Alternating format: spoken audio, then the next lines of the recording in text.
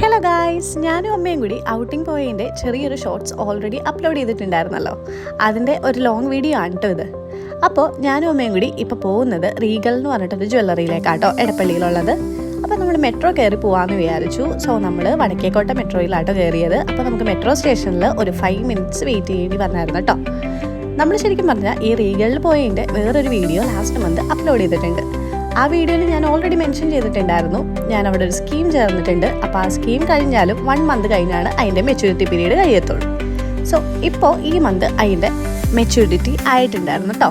So നമ്മൾ അത് purchase ചെയ്യാൻ പോവുകയാണേ. അപ്പോൾ നമ്മൾ എന്തായാലും ലുലുവിൽ വന്നിട്ടാലോ ഇറങ്ങുന്നത്.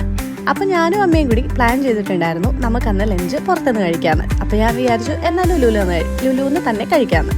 സോ അമ്മേനോട് എന്താ വേണ്ടതെന്ന് ചോദിച്ചപ്പോഴത്തേക്കും നമുക്ക് ബിരിയാണി മതി എന്ന് പറഞ്ഞിട്ടുണ്ടായേ. അപ്പോൾ ഞാൻ വിചാരിച്ചോണ്ട് പാരഗണിൽ പോകാമെന്ന്.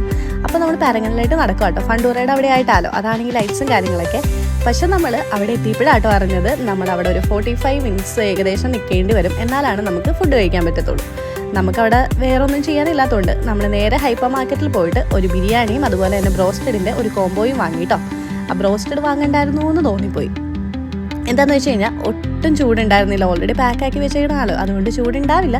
പക്ഷേ ആ അപ്പോൾ ഒരു കൊതി തോന്നി വാങ്ങിയതാണ്. എനിക്ക് പക്ഷെ ഒട്ടും തിന്നാൻ പറ്റിയില്ല. പക്ഷേ ഒന്നും നമ്മൾ കളഞ്ഞില്ലായിരുന്നു കേട്ടോ, പാക്ക് ചെയ്തെടുത്തു. വീട്ടിൽ ചെന്നിട്ട് അപ്പൂന് കൊടുക്കാമെന്ന് വിചാരിച്ചു. അങ്ങനെ നമ്മൾ കഴിച്ചൊക്കെ കഴിഞ്ഞിട്ട് പുറത്തേട്ട് ഇറങ്ങുക കേട്ടോ. പുറത്തേട്ട് ഇറങ്ങിയിട്ട് നമ്മൾ നേരെ പോകുന്നത് എടപ്പള്ളി പള്ളിയിലേക്കാണ്. നമ്മൾ ഇങ്ങോട്ട് വന്നപ്പോഴത്തേക്ക് ഓൾറെഡി വിചാരിച്ചിട്ടുണ്ടായിരുന്നു പള്ളിയിലും കൂടി ജസ്റ്റ് ഒന്ന് കയറാമെന്ന്.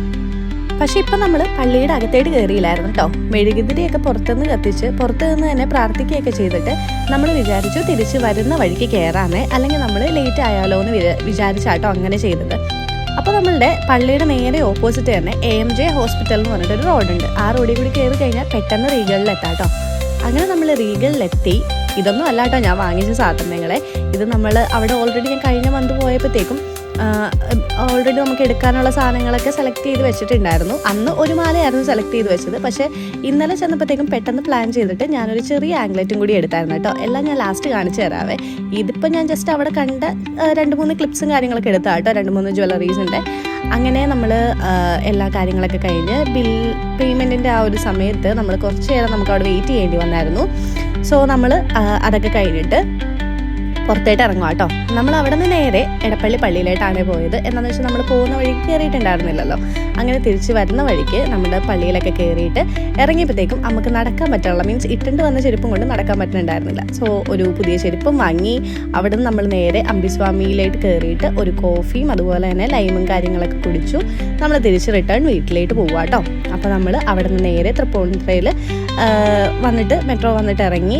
ആ ടൈമിൽ മഴ ഉണ്ടായിരുന്നില്ല കേട്ടോ. പക്ഷേ അത് കഴിഞ്ഞ് ഞങ്ങൾ വണ്ടി എടുത്ത് ജസ്റ്റ് ഒന്ന് ഫ്രണ്ടിലായിട്ട് നീങ്ങുമ്പോൾ തന്നെ നല്ല മഴയായി. അങ്ങനെ അമ്മക്കപ്പോൾ എന്തോ കത്തിയും കാര്യങ്ങളൊക്കെ വാങ്ങിക്കണുണ്ടായിരുന്നു കേട്ടോ. അതിന് വേണ്ടിയിട്ടാണ് നമ്മൾ പിന്നെയും തൃപ്പൂണിത്തുറയിലേക്ക് വന്നത്. ഇല്ലെങ്കിൽ നമുക്ക് നേരെ വീട്ടിലേക്ക് പോയാൽ മതിയായിരുന്നു. സോ അതൊക്കെ വാങ്ങിയിട്ട് നമ്മൾ വീട്ടിലേക്ക് എത്തിയിട്ട് ഇതാട്ടോ ഞാൻ വാങ്ങിച്ച ആ മാല. ഓൾറെഡി സെലക്ട് ചെയ്ത് വെച്ചു എന്ന് പറഞ്ഞില്ലേ, ആ മാല ഇതാണ്. ഇത് 18 ക്യാരറ്റിൻ്റെ ആട്ടോ. എന്നെ കുറേ ആയി ഇങ്ങനത്തെ ലൈറ്റ് വെയ്റ്റിൻ്റെ എടുക്കണം എന്ന് വിചാരിക്കുന്നു. ഇതാട്ടോ പിന്നെ മേടിച്ച ആംഗ്ലറ്റ് എനിക്ക് ഭയങ്കര ഇഷ്ടപ്പെട്ടു.